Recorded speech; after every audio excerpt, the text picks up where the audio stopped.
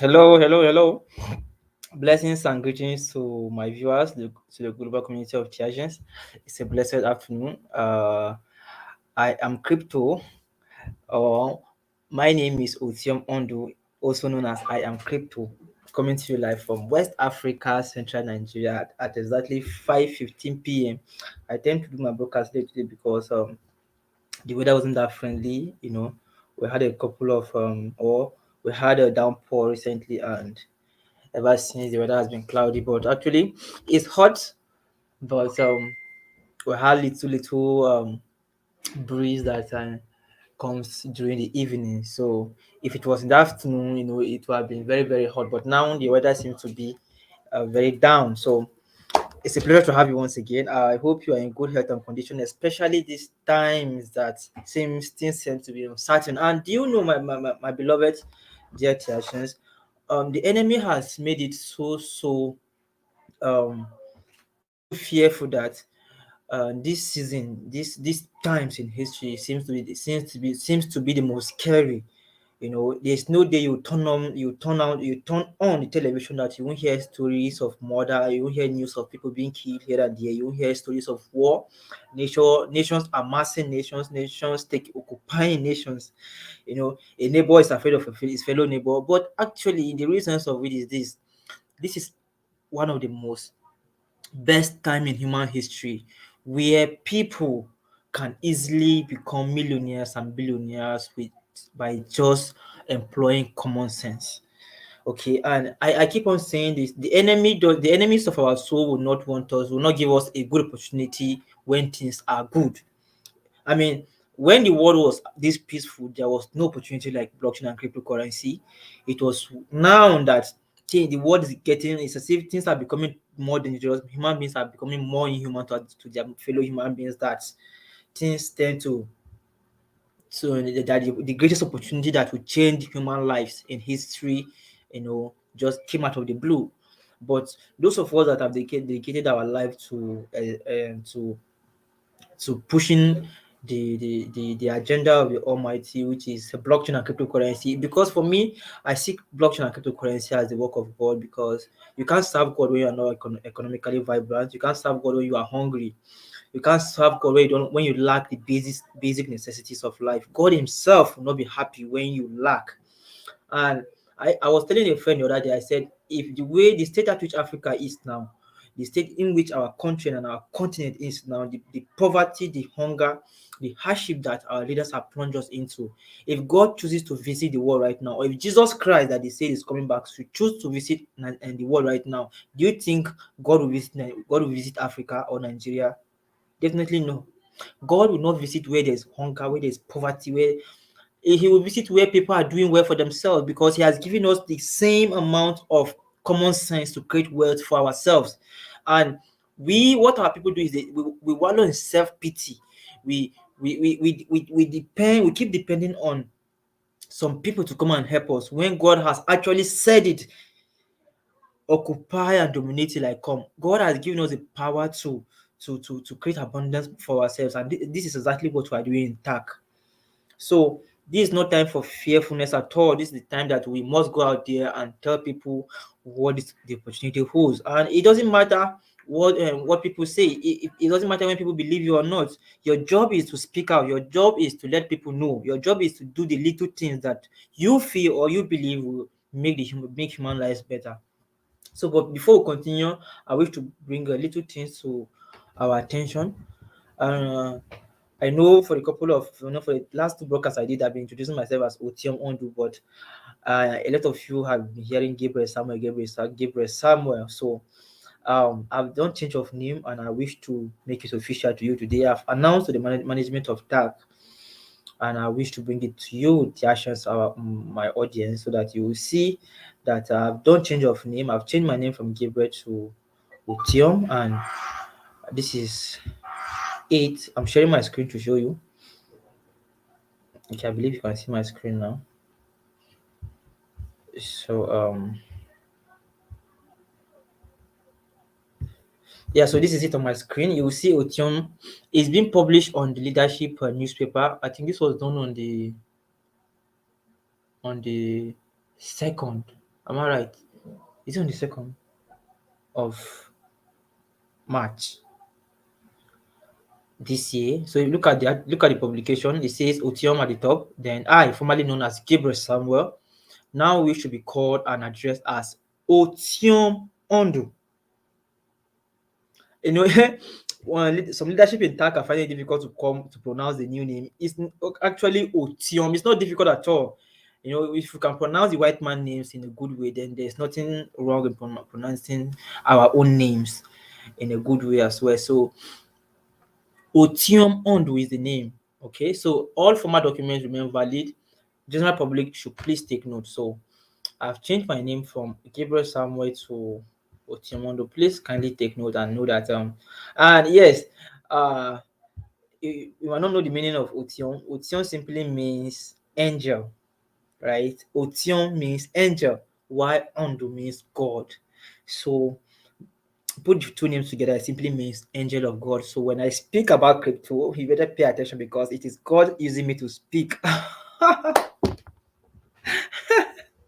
All right then. So today's topic is titled "Why We Need to Move from Users to Creators." You know, our people have been we have been so brainwashed into thinking that we can't be creators of industry, and our educational system has also encouraged that.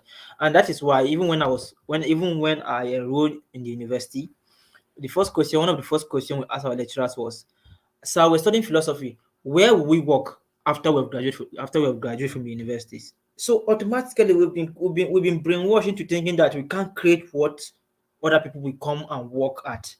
Rather, we will be the ones to work, and this is one of the greatest disadvantage I can do to any human being. Unconscious this how will I even say it? This is mm, unconscious disempowerment, because you are disempowering an individual unconsciously by thinking that the only thing they can do by going to school is to work, not to become owners or captains of industry.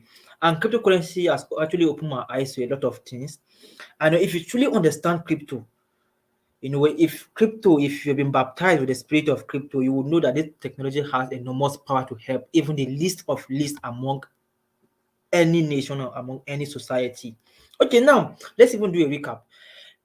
Basically, before now, even though the elite will not reveal this to us, how do rich people make money? How do the wealthy make money? They make money by buying properties, real estate, buying bonds, buying stocks or buy stock shares, right? Okay, you buy stocks over the years, the stock goes up in price, you sell and you make millions. You buy government bonds over time. When government pay you this bond, they pay you interest. You buy real estate and um you give it out for rent. When people occupy the house, they pay you dividends for rent. So this is how rich people make money. So but now how many poor people will be able to build a house to rent it out to earn money? How many people will be able to go to the bank and invest in government bonds? How many people will be able to go to the stock market or the floor of Nigerian Stock Exchange or even New York Stock Exchange or even Nasdaq to go and buy shares of S&P, Tesla, Amazon? If only few. This the real the place where the real money is made has been kept hidden for the general public, and even if it's been open to the general public, it's not everybody that has what it takes to actually invest in these companies and make big money. But I can tell you, I've been in crypto since 2018. I've read stories. I've seen people being interviewed. People who invested as little as $1,000, $500, $200, $100, even $10. I mean, there are people that even bought some coins at a rate of $20 and they end up making at least $1 million in naira. It has changed people's life.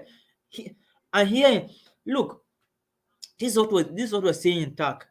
With 1,000 naira, with $10, with $5, you can buy at least 5 TAC coins. What will you do? Buy it and keep. Encourage others. Tell people, okay, I found an opportunity that can change our lives. Mind you, I'm not a financial advisor. This is not a financial advice. I'm just educating you. My video is centered on education. I bring people just like I said, my name is Otiom. I'm a messenger. I'm a messenger, and I research what I think is useful for people, and I bring it to light. Okay, so just take this as an education. You do your own research. Do what works for you. But the ultimate thing is that one of the ways in which I was able to profit from cryptocurrency is that I invested, I gained, and I invited people. I mean, I tell you, I said it the other day. Anybody watching this YouTube video, so please, that knows me from 2018 till date, I challenge that person. If I haven't told you about cryptocurrency, or those who know me from 2019 till now, I challenge you. If I haven't told you about TAC, if you see me, shoot me. Because anybody I come across with, I make sure I tell you what it is, the benefit of this industry. It is what I have. It's not something that somebody has done and come and told. I've participated in this, so we're telling you, $10, $20, get involved. Tell people, look, the best. They say if you want to go far, or if you want to go fast, go alone, right? If you want to go fast, if you want to go far, rather, go with people. This is how we grow. If Jeff Bezos is wealthy today, if Elon Musk is wealthy today, if Mark Zuckerberg is wealthy today, if Jack Dorsey is wealthy today, these are all CEOs of giant corporations. If Pichar Sandra, I think the Google guy from India, if he's wealthy today, it's because he had made a lot of people millionaires. He has made a lot of people wealthy. So what are we doing? What are you doing to make people wealthy? Because ultimately, God cannot be mocked. It's what you sow that you reap. Our lives is sum total of our contribution to the betterment of how we'll be able to add to people's life, the value we'll be able to add to people's lives. So it's not just enough to be in TAC, right? My life, my entire life is filled with TAC. Like I used to have appointments. I educate people about TAC. But trust me, I sometimes educate about 10 people about TAC. It's just two people that end up investing, right? Two people. But I don't. That doesn't mean I should give up, right? In fact, it energizes me. The only thing that I feel happy after the whole education is that I have told you, right? I have told you, it's up to you to make an informed decision. So I'm encouraging our members, the great community of Theatrans. We can be creators, not users. And how can you be a creator in TAC? You can be a creator in TAC by just inviting your friends, share the good news with them.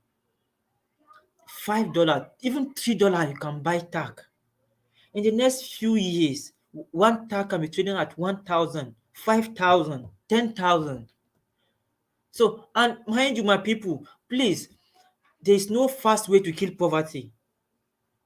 It takes process, it takes time, it takes patience, it takes calculations. There's no such thing as an overnight success. If we must build TAC to benefit everybody, we must be patient with ourselves. We must be patient with everything. We must be patient with the things we do. We might not see the result now. A lot of Africans are even farmers now. Those of us that don't understand the farming seasons. Now we are in March. These are the seasons that people start preparing for farms. By next month, we are entering into April. We'll start having steady rainfall. People will start going to farm to prepare their farms and getting the soil tilled. After getting the soil tilled, you plant. The rains come, they keep watering your plant. It's not the same day that you plant that you go and harvest. It takes time, it takes process, it takes your active involvement to cultivate. When you come to your farm and you see weeds and when you see grasses, right, that are affecting your plant, you take off those grasses and you give the plant um more space, more avenue to grow and yield more fruit.